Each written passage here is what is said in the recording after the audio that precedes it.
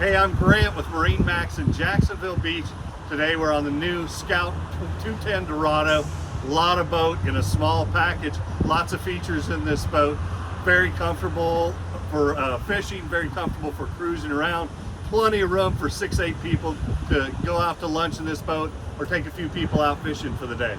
It's powered by Yamaha 4-stroke outboard, super reliable, super quiet. You know the name, you know the reliability.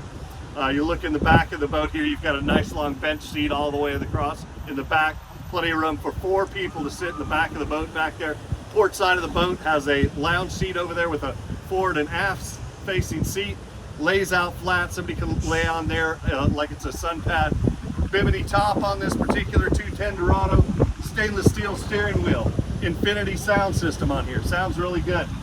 Got a glove box on there, you can mount some electronics, put your fish finder, put your GPS in there. Got to know where you're going, got to know where the fish are. Bow seating area on this boat is big for a 21-footer, nice and deep up there too. Come check it out, it's at MarineMax in Jacksonville Beach. My name is Grant, my cell phone's 904-625-6146 if you want to come take a look.